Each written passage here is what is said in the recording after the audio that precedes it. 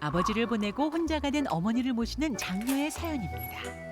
엄마, 저 왔어요. 무슨 일 있어요? 어머니의 전화에 불이 나게 달려왔건만 대꾸도 없이 뭔가를 열심히 찾는데요. 엄마, 뭐 찾으세요? 너지?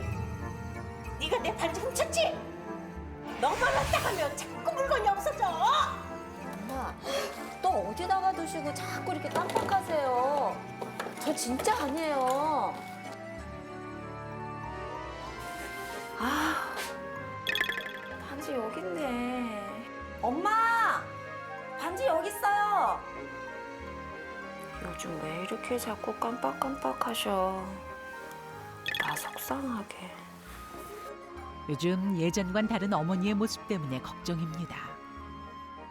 딸이 왔다 가면 물건이 없어졌다고 의심해 소지품에 엄마라고 써서 붙이고 끼니 챙겨 먹는 걸 깜빡해 반찬이 상하거나 매일 먹던 약도 깜빡하는데요. 엄마, 제가 순서대로 표시해놨으니까 꼭 잊지 말고 드세요.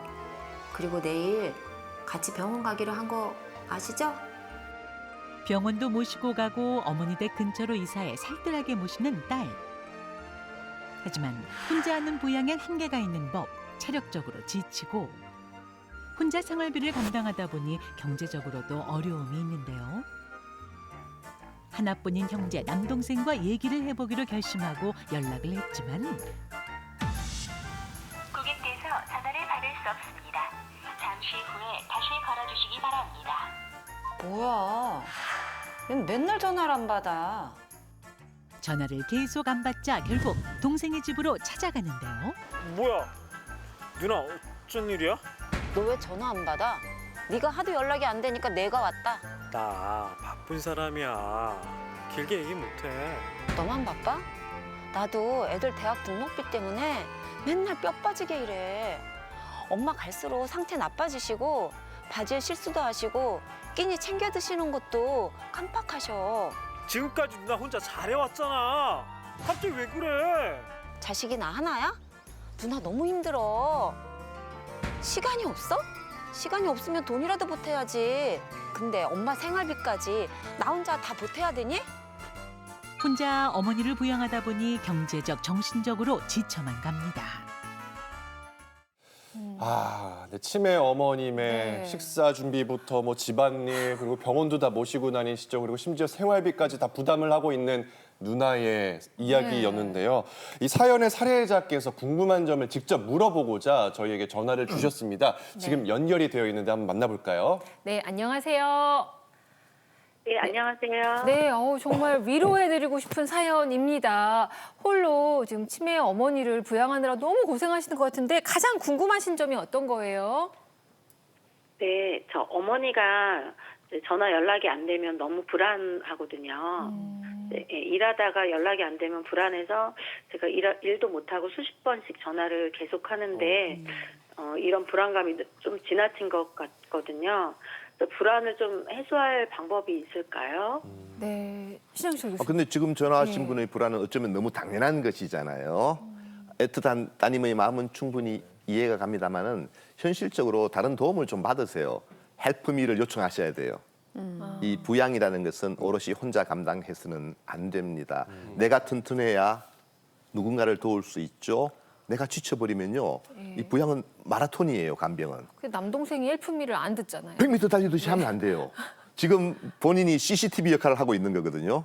그렇잖아요. 계속 전화를 한다는 뜻은 어머니 괜찮나. 근데 정말 CCTV가 있어요.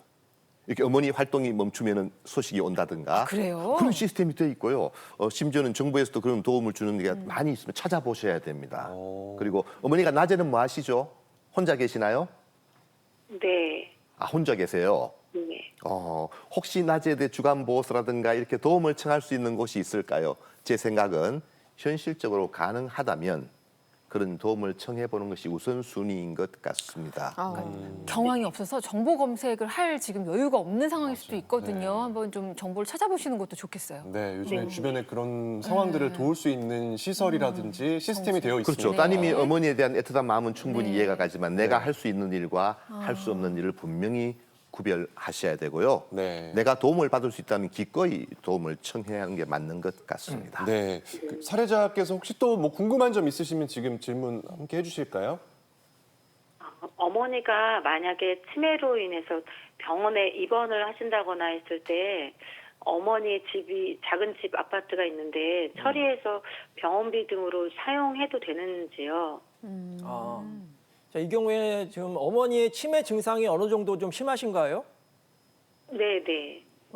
이게 만약에 어머니가 치매 증상이 별로 없으시면은 어머니의 동의를 받으면 되는데 문제는 뭐냐면 치매 증상이 심해질 경우 있잖아요. 네. 이 중증 같은 경우에 사실 동의 능력이 없다고 볼 수가 있어요.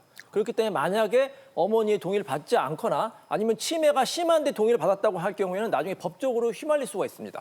다른 또 동생들이라든지 자녀들이 이걸 또 문제 삼을 수가 있기 때문에 반드시 이 경우에는 혼자서 결정하지 마시고 법원의 도움을 받으셔야 돼요. 성년 후견이라는 제도 들어보셨죠? 이 네. 법원에다 신청하시면 되거든요. 그럴 경우에는 치매 어머니를 대신해서 성년 후견인이 법률 행위를 도와줄 수도 있고 신상 보호까지 도와줄 수가 있어요. 그래서 예를 들어서 어머님이 요양원에 꼭 가셔야 된다. 병원비가 많이 든다. 그럼 성년 후견인이 다 결정을 하거든요. 그렇기 때문에 혼자서 절대로 결정하지 마시고 반드시 성년 후견인 도움을 받으시고요. 또 주의할 게 있습니다. 만약에 어머님이 나중에 돌아가셨다. 이 경우에도 절대 건드시면 안 돼요.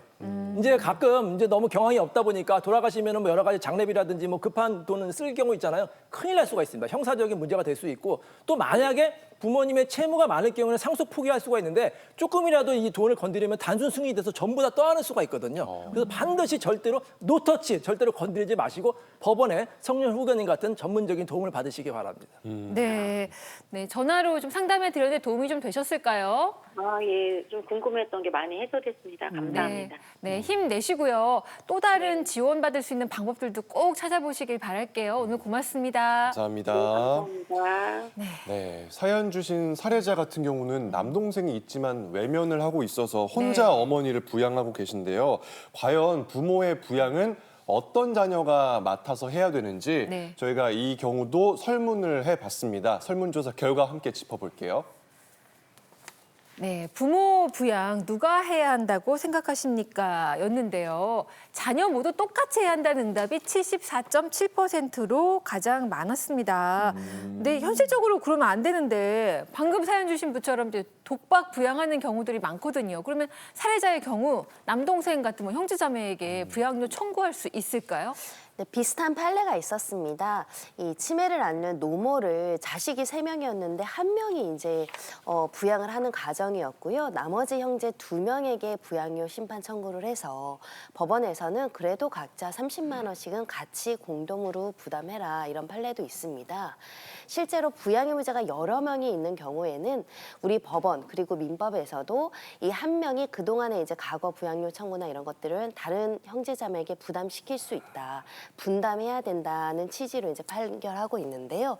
중요한 거는 나머지 형제 자매들에게도 이 부양할 수 있는 능력이 있어야 됩니다. 본인도 기초생활이 유지가 안 되는 경우를 제외하고 나서는 형제 자매끼리는 공동으로 부모를 부양할 책임이 있습니다.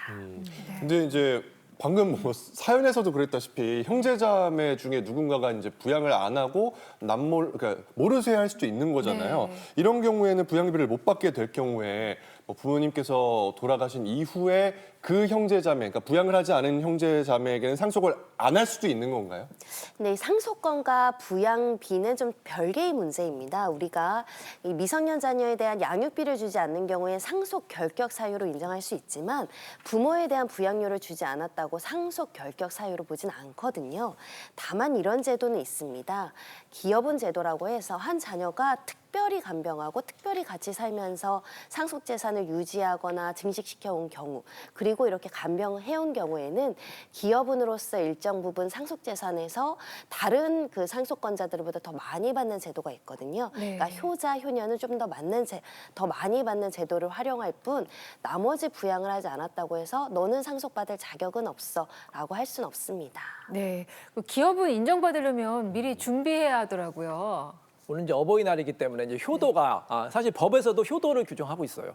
효도 기여분이라고 해가지고 이 효자 같은 경우에는 상속 재산을 더 많이 받을 수가 있거든요. 그럼 어느 정도 효도를 해야지 더 많이 받을 수 있을까요? 글쎄요. 애매하죠. 그래서 특별히 특별히 효도를 해야 됩니다. 예를 들어서 단순히 그냥 가끔 찾아뵙는다든지 뭐 용돈을 드린다든지 그 정도 가지고는 안 돼요.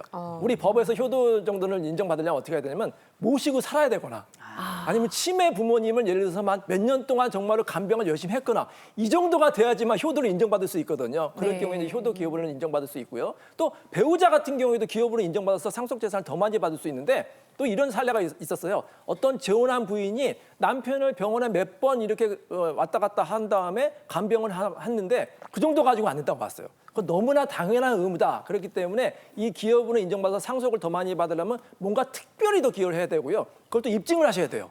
주장만 하시면 안 되고 예를 들어서 병원비 영수증이라든지 같이 살았을 경우에 반드시 주소를 같이 해야 되는지 이렇게 증거가 확보돼야만 나중에 효도 기여분을 인정받을 수가 있겠습니다. 네, 잘 알겠습니다.